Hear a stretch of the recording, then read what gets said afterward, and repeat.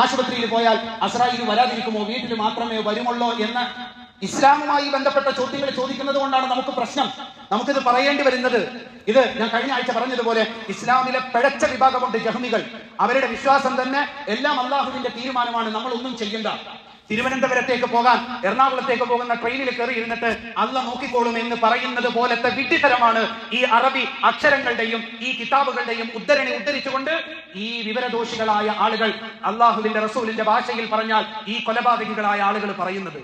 ചെയ്യേണ്ട പണി കൃത്യമായി ചെയ്യണം. നബിതങ്ങളുടെ മുമ്പിലേക്ക് ഒട്ടകത്തെ അഴിച്ചുവിട്ടിട്ട് ഒട്ടകത്തെ നഷ്ടപ്പെട്ടു പോയി എന്ന് പരാതി പറയാൻ വന്നപ്പോ ടൈ ദ ക്യാമൽ ഫസ്റ്റ്, ആദ്യം ഒട്ടകത്തെ കെട്ടിയിട്, അല്ലാതെ വീടിന്റെ വാതിൽ തുറന്നിട്ടിട്ട് കള്ളം കയറി എന്ന് പരാതി പറയുന്നത് പോലെ ഇസ്ലാമിക വിശ്വാസമായ ഖദറിനെ ദുരുപയോഗം ചെയ്യുന്ന ആളുകൾ.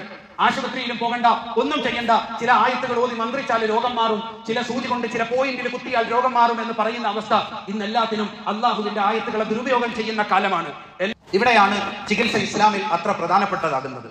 ഇനി നമ്മൾ മനസ്സിലാക്കേണ്ട വിഷയം, നമ്മൾ കഴിഞ്ഞ ആഴ്ചയിൽ പറഞ്ഞു, നബി സല്ലല്ലാഹു അലൈഹി വസല്ലമ തങ്ങൾ ഒരു സഹാബി ഫർളായ നമസ്കാരം നമസ്കരിക്കുന്നതിന് വേണ്ടി തന്റെ തലയിലെ മുറിവും വെച്ചുകൊണ്ട് കുളിക്കണമോ വേണ്ടയോ എന്ന് ഫത്വ ചോദിക്കുന്ന സമയത്ത് അറിവില്ലാതെ ഫത്വ കൊടുത്ത് തലയിലെ മുറിവ് പഴുപ്പും ആ പഴുപ്പിലൂടെ ഇദ്ദേഹം മരണപ്പെട്ടു പോകും എന്ന തിരിച്ചറിവും വൈദ്യശാസ്ത്രപരമായ ബോധ്യവും ഇല്ലാതെ കേവലം ഖുർആനിന്റെ ഒരായത്തിന്റെ ഒരു ഭാഗം മാത്രം, അതിന്റെ അർത്ഥം മാത്രം പഠിച്ചിട്ട് ആ മനുഷ്യനോട് കുളിച്ച് നിസ്കരിക്കാൻ പറയുകയും അദ്ദേഹം കുളിച്ച് നമസ്കരിക്കുകയും ആ മുറിവ് പഴുക്കുകയും അദ്ദേഹം മരണപ്പെടുകയും നബിതങ്ങളുടെ അടുക്കലേക്ക് വരുന്ന സമയത്ത് അള്ളാഹുവിന്റെ റസൂല് പൊതുവെ സൗമ്യനായ ശാന്തനായ മുഹമ്മദ് മുസ്തഫ സല്ലല്ലാഹു അലൈഹി വസല്ലമ തങ്ങൾ ചരിത്രത്തിൽ അപൂർവം ചില സന്ദർഭങ്ങളിൽ മാത്രം കോപം കൊണ്ട് മുഖത്തിന്റെ നിറം മാറിയിട്ടുള്ള മുഹമ്മദ് റസൂലുള്ളാഹി സല്ലല്ലാഹു അലൈഹി വസല്ലമ തങ്ങൾ കോപിക്കുകയും മുഖത്തിന്റെ നിറം മാറുകയും ഖതലഹുമുല്ലാഹ്, വിവരക്കേട് പറഞ്ഞു കൊടുത്ത് നിങ്ങൾ ഈ മനുഷ്യനെ കൊന്നുകളഞ്ഞതാണ്, നിങ്ങളെയും അല്ലാഹു തആല കൊന്നുകളയട്ടെ.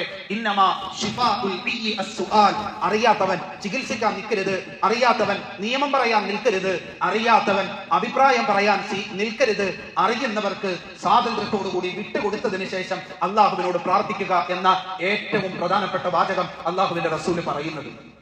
സാധാരണ ഉറുദുവിലൊരു പഴഞ്ചൊല്ലുണ്ട്, ആദാ മുല്ല ദീൻ കാ ഖാതിർ ഹേ. പകുതി പഠിച്ച പണ്ഡിതൻ ഖുർആനിലെ ഏതെങ്കിലും ഒക്കെ ഭാഗം മാത്രം, അതിന്റെ അർത്ഥം മാത്രം പഠിച്ചിട്ട് ബാക്കിയൊക്കെ വായി തോന്നുന്നത് പറയാമെന്ന് ചിന്തിക്കുന്ന മനുഷ്യൻ ദീനിനെ കൊന്നുകളയുന്ന, ദീനിനെ നശിപ്പിച്ചു കളയുന്ന ആളാണ്. അതുപോലെ ആദാ തബീബ് ബദൻ കാ ഖാതിർ ഹേ.